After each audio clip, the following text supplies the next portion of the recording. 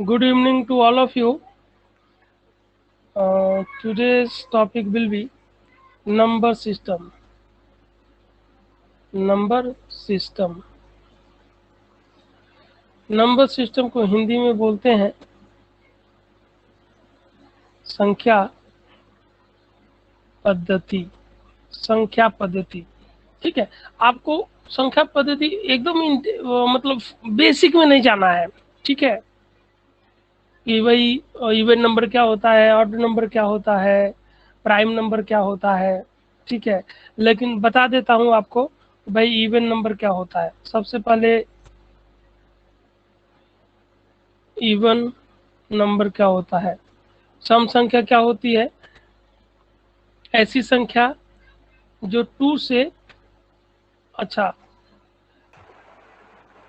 The number which is exactly divisible by 2. The number which is exactly divisible by 2 is called even number, ठीक है। ऐसी संख्या जो 2 से पूर्णतः विभाजित हो वो सम संख्या होती है। जैसे आपका 2, 4, 6, 8, 12, 16, 20 etc, ठीक है। क्लियर है। Now odd number, odd number क्या होता है, विषम संख्या क्या होती है, इसको डिफाइन कीजिए। हम डेफिनेशन है the number which is the number which is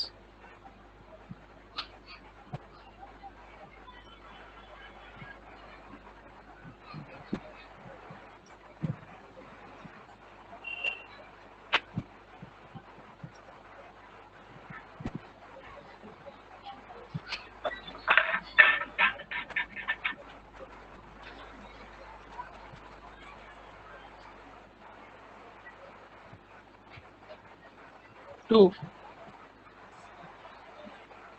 ऐसी संख्या जो 2 से पूर्णतः विभाजित नहीं है वो ऑड नंबर होता है, विषम संख्या, विषम संख्या, ठीक है। प्राइम नंबर क्या होता है, प्राइम नंबर क्या होता है, अभाज्य संख्या। अभाज्य संख्या क्या होती है, अभाज्य संख्या, ऐसी संख्या जो किसी भी संख्या से विभाजित न हो वो अभाज्य, नाम से ही क्लियर है कि अभाज्य, जो विभाजित न हो, ठीक है, जो किसी दूसरे संख्या से विभाजित न हो। तो a number having only 2 factors, a number having only 2 factor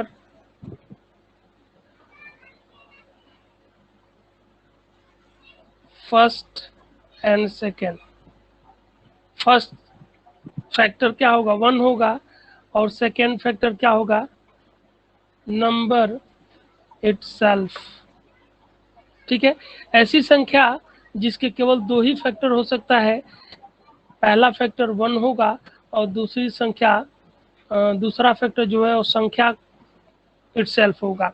जैसे मान लीजिए आपका 3 है, 3 का फैक्टर क्या है, 3 डिविजिबल है नहीं है, इसका फैक्टर क्या होगा, 1 एंड 3, केवल 2 ही फैक्टर पॉसिबल है।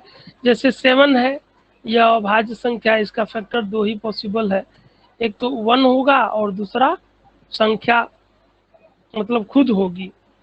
जैसे मान लीजिए 17 है, 17 का फैक्टर क्या होगा, 1 होगा और वो संख्या इटसेल्फ होगा।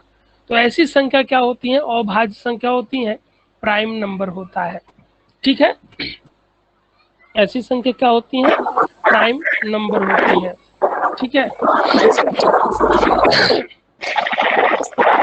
तो सबसे पहले हम देखेंगे, सबसे पहले हम देखेंगे क्या, सबसे पहले देखेंगे हम कॉम्प्लेक्स नंबर। कॉम्प्लेक्स नंबर, ठीक है, सम्मिश्र संख्या, कॉम्प्लेक्स नंबर, ठीक है। कॉम्प्लेक्स नंबर दो टाइप का होता है। पहला रियल नंबर होता है, और दूसरा इमेजिनरी नंबर। इमेजिनरी नंबर होता है। रियल मतलब वास्तविक संख्या, वास्तविक संख्या। रियल मतलब हो जाएगा वास्तविक, वास्तविक संख्या हो जाएगी। और इमेजिनरी मतलब काल्पनिक काल्पनिक, संख्या। काल्पनिक। सही है ना? हाँ सर, सही है। सही है सर।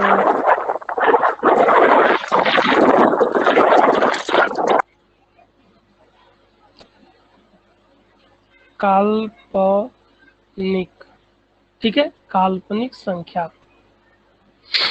काल्पनिक संख्या वो होती है जो अपने कल्पनाओं में होती है, ठीक है, जैसे आप लोग इमेजिनेशन करते हैं। जी सर।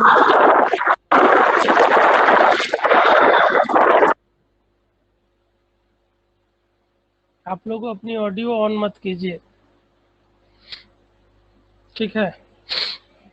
तो दो तरह की संख्या आपने, सबसे बड़ी संख्या क्या होती है? सबसे बड़ी संख्या क्या होती है? कॉम्प्लेक्स नंबर होती है, सम्मिश्र संख्या होती है। और वो संख्या दो भागों में बटी होती है। पहला वास्तविक संख्या, ध्यान से समझने की कोशिश कीजिएगा, और दूसरा इमेजिनरी संख्या।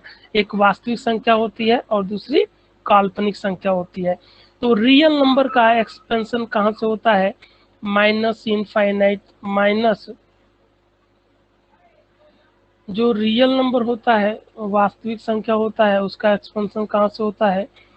माइनस इनफाइनाइट से लेके और प्लस इनफाइनाइट तक होता है। ये सभी जो नंबर्स होते हैं वो क्या होते हैं? माइनस इनफाइनाइट से प्लस इनफाइनाइट तक सभी जो नंबर्स होते हैं वो क्या होते हैं? रियल नंबर होते हैं, ठीक है। काल्पनिक संख्या क्या होती है? आई।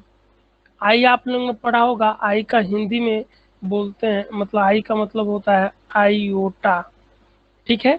और आई का आई स्क्वायर मतलब होता है -1, या आई की वैल्यू आपका होता है -1। आई जो है इमेजिनरी नंबर होती है, जैसे जैसे ए प्लस आई बी, ए प्लस आई बी, ये एक इमेजिनरी नंबर है। ये जो है आई जो है इमेजिनरी नंबर है, और ये सभी क्या हो गए? कॉम्प्लेक्स नंबर है, सम्मिश्र संख्या है। जैसे x प्लस आई वाई, ठीक है, ये एक सम्मिश्र संख्या है जिसमें आई क्या है? एक इमेजिनरी नंबर है, ठीक है। आई स्क्वायर का मतलब, आई स्क्वायर का जो वैल्यू होता है वो होता है -1, या आई इक्वल टू क्या होता है? √-1, ठीक है। इस चीज़ को याद में रखिएगा, आई का फुल फॉर्म आयोटा होता है, और आई स्क्वायर की वैल्यू जो होती है -1 होती है, ठीक है। तो अभी हमने दो नंबर पढ़ा कि भाई कॉम्प्लेक्स नंबर सबसे बड़ी संख्या होती है, और उसके दो भाग होते हैं, पहला वास्तविक संख्या और दूसरा काल्पनिक संख्या। तो काल्पनिक संख्या की अस्तित्व यहीं पे खत्म हो जाता है। अब हम रियल को लेके चलेंगे कि भाई वास्तविक जो संख्या होती है वो क्या होता है। तो ये भी दो तरह का होता है, दो तरह का होता है। पहला डेसिमल, डेसिमल संख्या, डेसिमल नंबर होता है, ठीक है, दशमलव संख्या, दशमलव संख्या होती है। और दूसरा जो होता है पूर्णांक होता है, पूर्णांक, पूर्णांक मतलब इंटीजर, इसी को बोलते हैं इंटीजर, ठीक है। जो वास्तविक संख्या होती है वो दो तरह का होता है, एक दशमलव संख्या भी होती है और पूर्णांक भी होता है, ठीक है। तो अब पूर्णांक हम अभी बाद में पढ़ेंगे, पहले दशमलव संख्या को देख लेते हैं कि भाई दशमलव संख्या क्या होती है। हम पेज चेंज कर रहे हैं, ठीक है। दशमलव संख्या, डेसिमल डेसिमल नंबर क्या होता है? डेसिमल मतलब होता है कि दशमलव संख्या, दशमलव संख्या होती है, दशमलव संख्या। जैसे एग्जाम्पल के रूप में आप देखेंगे तो 0.4 हो गया, और 0.3333 एंड सो ऑन। दूसरा एग्जाम्पल हो सकता है 0.52341261 एंड सो ऑन। ठीक है। ठीक है। तो अब देखिए इसमें क्या है, जैसे आप 0.5 है, 0.4 है, 0.3333 एंड सो ऑन है, और ये भी एंड सो ऑन है। ठीक है। तो ये जो वैल्यूज है, ये जो डेसिमल नंबर्स है, ठीक है, ये भी दो तरह के होते हैं। ठीक है। अब देख पा रहे होंगे, एक तो डेसिमल है टर्मिनेटिंग, जो कहीं ना कहीं रुक जाता है। ठीक है, जैसे 0.5 है। ठीक है, 0.5 है, ये यहीं पे रुक गया 0.5। अब इसके आगे जैसे 1/2 है, 1/2 एक भिन्न है, और इसको डेसिमल में बदलेंगे तो क्या होगा, 0.5 होगा। अब इससे आगे नहीं बढ़ेगा। ठीक है। जैसे 1/3 है, अगर इसको करेंगे तो 0.333 एंड सो ऑन, ये अनंत तक चलता जाएगा। तो ये कैसा नंबर है, ये टर्मिनेटिंग है, टर्मिनेटिंग। ये कहीं न कहीं ये दशमलव रुक जाता है, बंद हो जाता है। ठीक है। लेकिन ये जो है नॉन टर्मिनेटिंग है, नॉन टर्मिनेटिंग। ठीक है। ये 0.5 या 0.4 ये सब क्या है, टर्मिनेटिंग है। बट ये 0.3333 एंड सो ऑन, ये क्या है, नॉन टर्मिनेटिंग है। तो दो दो दशमलव नंबर होते हैं, दशमलव संख्या होते हैं, डेसिमल नंबर होते हैं, वो दो तरह के होते हैं। पहला जो डेसिमल होता है, दशमलव संख्या, वो टर्मिनेटिंग होता है, और कुछ संख्याएं होती हैं जो नॉन टर्मिनेटिंग होती हैं। ठीक है। ठीक है। नाउ जी सर ठीक है। जो टर्मिनेटिंग होती हैं, जो टर्मिनेटिंग होती हैं, ठीक है, ये जो टर्मिनेटिंग होती हैं, जो उसको रैशनल नंबर बोलते हैं, रैशनल नंबर बोलते हैं। इसी को बोलते हैं परिमेय संख्या, परिमेय संख्या बोलते हैं। और जो नॉन टर्मिनेटिंग होती है, उसको, जो खत्म नहीं होता है, उसको अपरिमेय संख्या होती है। लेकिन ये जो 0.333 है ना, ये टर्मिनेट हो सकता है, अभी हम बताएंगे कैसे टर्मिनेट होगा। तो ये भी आप टर्मिनेटिंग में ही आप लिख सकते हैं कि भाई ये डेसिमल है, ये भी परिमेय संख्या है। ये 0.3333 ये भी टर्मिनेट हो सकता है, अभी बताएंगे कैसे। जो नॉन टर्मिनेटिंग नंबर है वो ये है, नॉन टर्मिनेटिंग नंबर। ये जो एग्जांपल मैंने दिया है वो क्या है, नॉन टर्मिनेटिंग नंबर है। ठीक है। तो ये जो संख्या है, ये अपरिमेय संख्या, जो डेसिमल जो टर्मिनेट नहीं हो पाता है वो क्या होता है, अपरिमेय संख्या होती है। और जो टर्मिनेट हो जाता है उसको परिमेय संख्या बोलते हैं। ठीक है। लेकिन परिमेय संख्या का एक और उदाहरण है, परिमेय संख्या का वह उदाहरण है, ये है कि any number which can be written as p by q। Any number जिसको p by q के फॉर्म में लिखा जा सकता है, where any number which can be written in the form of written as p by q is called rational number, rational number। ठीक है। where q doesn't equal to 0। any number which can be written in the form of p by q where q is not equal to 0। ठीक है, ऐसी संख्या जिसको p और p by q के रूप में लिखा जा सकता है जहाँ पे q 0 ना हो, तो ऐसी संख्या क्या होती है? रैशनल नंबर होती है। और रैशनल नंबर होती है, परिमेय संख्या होती है। क्या होती है? परिमेय संख्या होती है, परिमेय संख्या। ठीक है, नाउ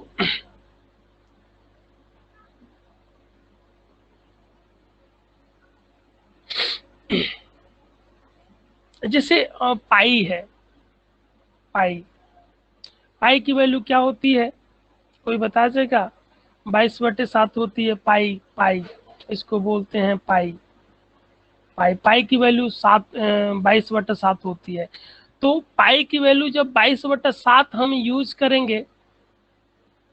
करेंगे तब यह परिमेय संख्या, रैशनल नंबर है। ठीक है, लेकिन जब 22 पाई की वैल्यू जो है हम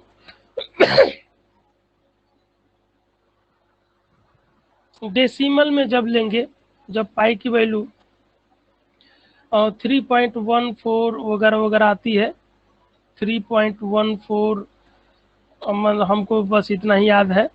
ये जो है ये नॉन टर्मिनेटिंग है, और यह जो वैल्यू है अपरिमेय संख्या है, अपरिमेय संख्या। ठीक है, पाई की वैल्यू जब 22/7 यूज करते हैं तो वो परिमेय होता है, रैशनल नंबर के रूप में देखा जाता है। और जब पाई की वैल्यू डेसिमल वैल्यू लेते हैं 3.14 समथिंग एंड डॉट डॉट बहुत अनंत तक जाएंगे तो ये कटेगा नहीं, तो ये नॉन टर्मिनेटिंग होता है। इसको किसी भी प्रोसेस से टर्मिनेट नहीं किया जा सकता, तो ये ऐसी संख्या क्या होती है? अपरिमेय संख्या होती है। ठीक है, अब ऐसा क्यों है कि जो पाई की वैल्यू 22/7 है, पाई की वैल्यू जो 22/7 है, ये एग्जैक्ट पाई की एग्जैक्ट वैल्यू 22/7 नहीं है, लगभग वैल्यू 22/7 है। ठीक है, लगभग है, एग्जैक्ट वैल्यू नहीं है। ठीक है, नाउ अब देखते हैं, हम पुनः आते हैं रैशनल नंबर पे। रैशनल नंबर, ठीक है, पुनः हम आते हैं रैशनल नंबर पे, परिमेय संख्या पे। ठीक है, तो जैसे ऐसे क्वेश्चन बन सकता है कि भाई दो परिमेय संख्या के बीच में एक परिमेय संख्या बताइए। ठीक है, find rational number between a and b। Find the rational number between a and b। a और b के बीच में एक परिमेय संख्या बताइए। हमें केवल वन परिमेय संख्या, वन रैशनल नंबर बताना है। तो जब एक बताएंगे तो कितना क्या हम करेंगे, वह नंबर क्या हो जाएगा? नंबर a प्लस b/2, यही नंबर हो जाएगा। ठीक है, a प्लस b/2। अगर एक पूछ रहा है तो, अगर पूछ रहा है भाई दो परिमेय संख्या बताइए, ठीक है, वन नंबर, ठीक है, तो वन नंबर अगर पूछता है कि भाई ए और बी के बीच में एक रैशनल नंबर बताइए, तो हम क्या करेंगे? दोनों संख्याओं को जोड़ के आधी कर देंगे, तो उनके बीच में एक परिमेय संख्या मिल जाएगा हमें, रैशनल नंबर। ठीक है, तो अगर ये पूछता है कि भाई दो बताइए, तीन बताइए, तो हम क्या करेंगे? क्या होता है? ax प्लस b बाई क्या होगा? x plus 1, ax plus b by x plus 1 where x is equal to 1, 2, 3 and so on। ठीक है, where x is equal to 1, 2, 3 and so on। Clear है? फॉर एग्जाम्पल जैसे मान लीजिए 4 and 5, find the rational number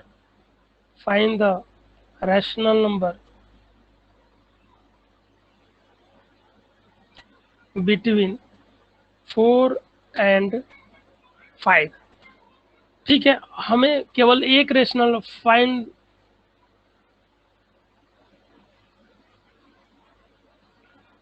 one rational number between 4 and 5। तो one rational number बताना है तो हम क्या करेंगे, 4 और 5 को ऐड कर देंगे और हाफ कर देंगे तो 9/2 हो जाएगा, और ये जो आपका 4.5 हो जाएगा। ये रेशनल नंबर है या ये रेशनल नंबर है। अगर दो रेशनल नंबर पूछ रहा है, 4 एंड 5 के बीच में दो रेशनल नंबर बताना है, तो आप वो फार्मूला लगाएंगे भाई, ये x plus B divided by x plus 1।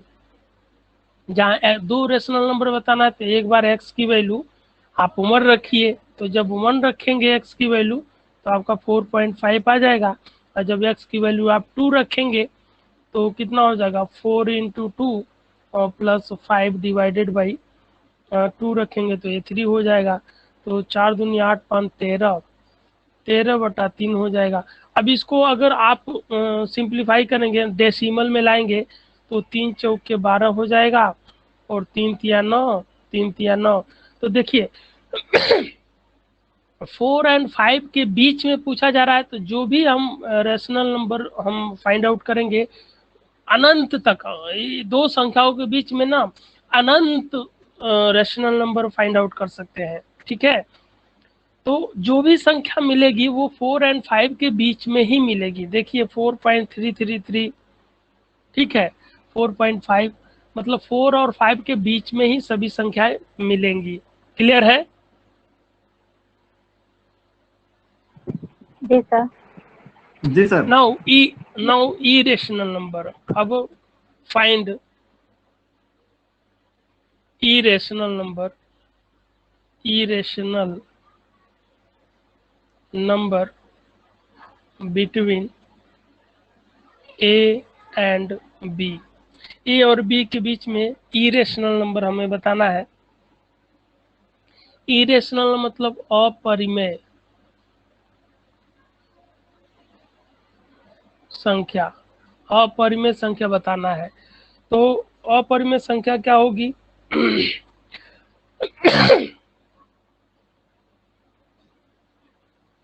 अपरिमेय संख्या √ab हो जाएगी। ठीक है, √ab। ठीक है,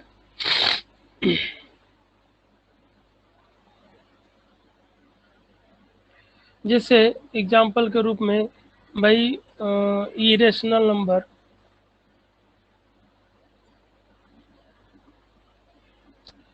बिटवीन 2 एंड 3, 2 और 3 के बीच में इरेशनल नंबर हमें बताना है, तो क्या हो जाएगा, under root 2 into 3 is equal to under root क्या हो जाएगा, 6 हो जाएगा। तो ये क्या हो जाएगा, 2 और 3 के बीच में इरेशनल नंबर हो गया। ठीक है, नाउ अब ये रेशनल नंबर और इरेशनल नंबर की बात खत्म हो गई। अब यहाँ पे हम आएंगे कहाँ पे, ये पूर्णांक पे अब आएंगे, इंटीजर पे। इंटीजर पे अब हम आते हैं कि भाई इंटीजर क्या होता है।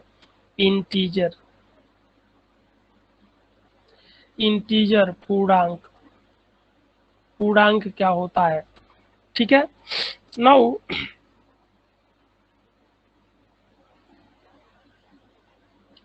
All integer are rational number. सभी जो पूर्णांक होते हैं वो रैशनल नंबर होते हैं, मतलब परिमेय संख्या होती है। सभी जो पूर्णांक होते हैं वो रैशनल नंबर होते हैं, परिमेय संख्या होते हैं। ठीक है, जैसे पूर्णांक क्या हो सकता है, सभी पूर्णांक। अब आपको पता है कि भाई पॉजिटिव इंटीजर होता है, निगेटिव इंटीजर होता है, पॉजिटिव इंटीजर और निगेटिव इंटीजर। मतलब धनात्मक पूर्णांक और ऋणात्मक पूर्णांक। धनात्मक पूर्णांक और ऋणात्मक पूर्णांक। तो धनात्मक पूर्णांक क्या हो जाएगा? पूर्णांक 1 2 3 डॉट डॉट इनफाइनाइट आ जाएगा। और ऋणात्मक पूर्णांक क्या हो जाएगा? Minus infinite to -1 -2 -3 dot dot dot dot minus infinite से -1 तक ये सभी निगेटिव इंटीजर होते हैं। और 1 से लेके और +1 से लेके और +1 से लेके और प्लस इनफाइनाइट तक सभी क्या होते हैं? धनात्मक पूर्णांक होते हैं, पॉजिटिव इंटीजर होते हैं। ठीक है।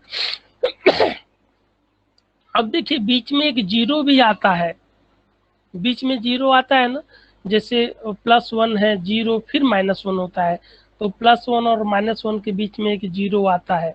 ये क्या है? ये शून्य है। शून्य, इसको आर्यभट्ट ने खोजा था। इसको किसने खोजा था भाई? आर्यभट्ट ने खोजा था। तो अगर धनात्मक पूर्णांक और शून्य मिलकर क्या बनाते हैं? जैसे 0 1 2 dot dot dot dot infinite, तो ये होता है होल नंबर। होल नंबर बनते हैं।